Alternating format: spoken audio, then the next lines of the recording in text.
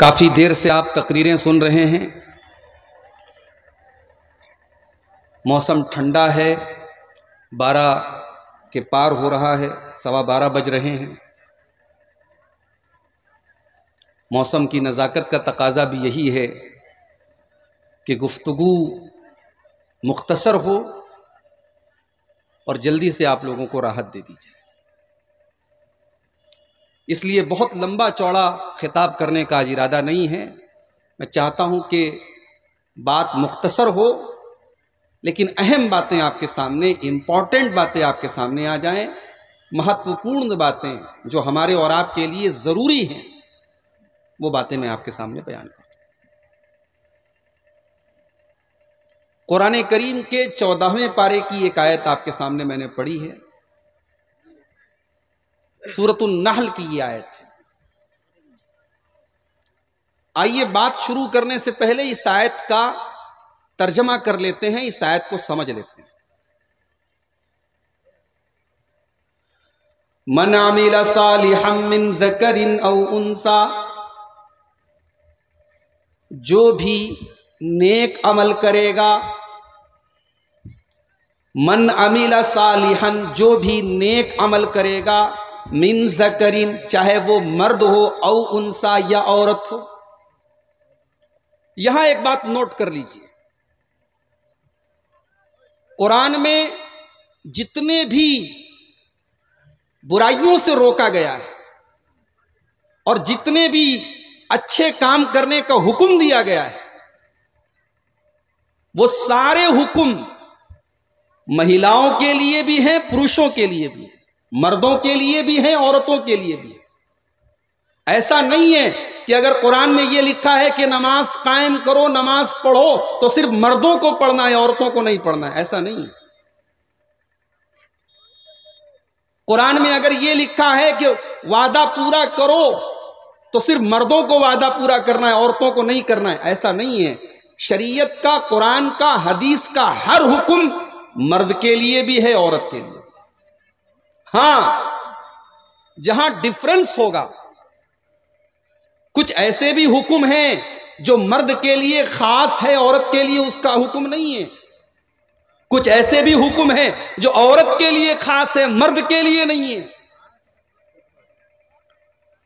मिसाल के तौर पे अल्लाह के नबी ने फरमाया, वफ़्तिरुल्लुहा, दाढ़ी को बढ़ाओ, वक़स्सु शवारिब, और मूंछों को पस्त करो, मूंछों को कम करो, मूंछों को बारीक करो।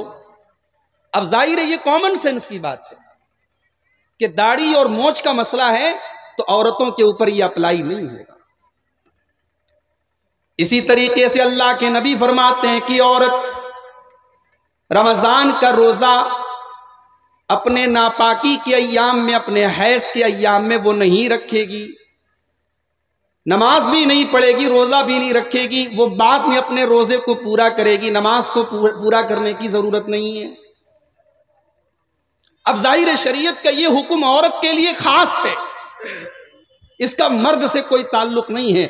मर्द को 5 टाइम की नमाज पढ़ना है, मर्द को रमजान का 30 रोजा रखना है, पूरे महीने का रोजा रखना है। यहां जो हुक्म दिया गया ये औरत के लिए, ये महिलाओं के लिए खास है। अब आइए उस आयत पर, जो आयत मैं आपके सामने पढ़ रहा हूं, कुरान के 14वें पारे की आयत, सूरतुन नहल की आयत। अल्लाह फरमा रहा है, मन अमीला सालिहम मिन ज़करिन औ उन्सा, जो भी नेक अमल करेगा, चाहे वो मर्द हो, चाहे वो औरत हो। सवाल ये पैदा होता है कि ऐ अल्लाह, जब तेरी शरीयत का हर हुक्म मर्दों के लिए भी है, औरतों के लिए भी है, तो तू अलग से यहां औरत का जिक्र क्यों कर रहा है? यहां अल्लाह ताला अलग से मर्द और औरत का जिक्र करके ये क्लियर कर रहा है कि आगे जो मैं बात बताने जा रहा हूं, ये बात मर्दों के लिए भी है और ये बात औरतों के लिए भी है। ये दोनों के ऊपर लागू होगी और इससे किसी को छुटकारा नहीं। मन अमिला सालिहम मिन ज़करिन औ उन्सा, जो भी मर्द नेकी करेगा और जो भी औरत नेकी करेगी, वहुवा मोमिन, और वो ईमान की हालत में करेगा। कोरोना की मुसीबत आई, टाटा कंपनी का मालिक करोड़ों रुपये का चंदा दे रहा है, बिरला कंपनी का मालिक करोड़ों रुपये के लोगों की मदद कर रहा है, अडानी भी मदद कर रहा है, अंबानी भी मदद कर रहा है, गरीबों के घरों में अनाज भी पहुंचाया जा रहा है, सर्दी के मौसम में कंबल भी बांटा जा रहा है। लेकिन वही अडानी, वही अंबानी, वही टाटा, वही बिरला वो पत्थर के बुत के आगे हाथ भी जोड़ रहे हैं, वो गरीबों की मदद भी कर रहे हैं, लेकिन अल्लाह के ऊपर वो ईमान नहीं रखते हैं, वो तौहीद के ऊपर ईमान नहीं रखते हैं, वो अल्लाह को नहीं मानते हैं। अल्लाह फरमा रहा है कि तुम नेक अमल करोगे ईमान के साथ। ईमान का होना जरूरी है, ईमान का होना कंडीशन है। ईमान के बगैर तुम करोड़ों रुपये का चंदा दे दो, तुम करोड़ों रुपये का दान कर दो, ईमान के बगैर तुम्हारी नेकी का कोई महत्व नहीं है, कोई रोल नहीं है। ईमान होना जरूरी है, ईमान के बगैर तुम्हारी नेकी का हमारे यहां कोई एतबार नहीं।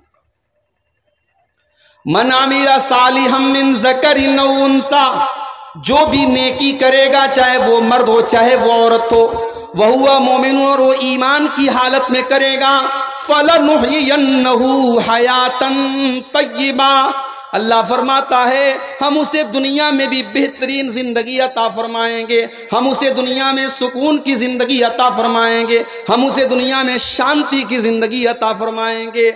आखिरत में तो हम जो देंगे देंगे, दुनिया में भी उसे अमन और चैन और सुकून की जिंदगी नसीब।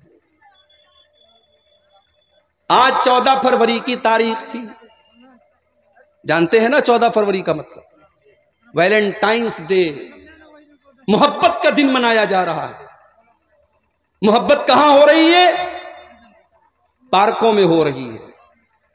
मोहब्बत कहां हो रही है? होटलों के कमरों में हो रही है। मोहब्बत कहां हो रही है? छुप छुप करके हो रही है। मेरे प्यारे भाइयों, ये 5-10 मिनट की लज्जत के लिए जो लोग आज 14 फरवरी को ज़िनाकारी कर रहे हैं, बदकारी कर रहे हैं, हो सकता है उनके शरीर को, उनकी हवस को हो सकता है कि शांति मिल जाए, हो सकता है कि उनकी वासना पूरी हो जाए, हो सकता है कि उनकी शहवत पूरी हो जाए, मगर गुनाह तो गुनाह ही रहेगा। उनको चैन मिलने वाला नहीं है, उनको सुकून मिलने वाला नहीं है।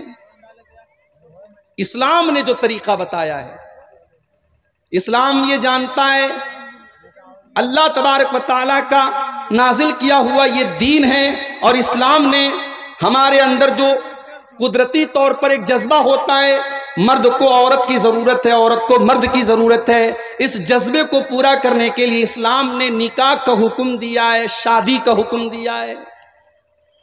अब कोई शादी ही ना करे या शादी करके अपनी बीवी को छोड़ दे, जैसे हमारे देश में बहुत बड़े बड़े लोग ऐसा काम कर रहे हैं। शादी कर लिया है, बीवी से कोई मतलब नहीं है, या कुछ ऐसे भी हैं जो बेचारे शादी ही उन्होंने नहीं किया है, बीवी बच्चे हैं नहीं, तो बीवी बच्चों का दर्द भी उनको नहीं पता। खेल बोल रहे नहीं सुन रहे ना, बंद हो जाएगा, खेल खत्म हो जाएगा। तो बीवी बच्चे पैदा करना और शादी करना और बीवी का हक अदा करना, यह भी शरीयत का हुक्म है। अगर कोई आदमी यह समझता है मैं शादी न करूं और रात रात भर मैं तहज्जुद पढ़ूं, तो मेरे भाइयों ये नेकी नहीं है, ये सवाब नहीं है, ये शरीयत नहीं है। शरीयत ये है कि आप बीवी का हक अदा करें, आप बच्चों का हक अदा करें। 2 बेटियों का बाप हूं मैं, मुझसे बेहतर कौन जान सकता है कि घर गृहस्थी भी कोई चीज होती है। रात को 2 बजे बाप सो रहा है, मां सो रही है, बच्चा कहता है अम्मी अब्बू मुझे पेशाब करना है। मां को नींद लग रही है, बाप को नींद लग रही है, मगर मां या बाप अपनी नींद कुर्बान करके रात को 2 बजे बच्चे को पेशाब करा रहे।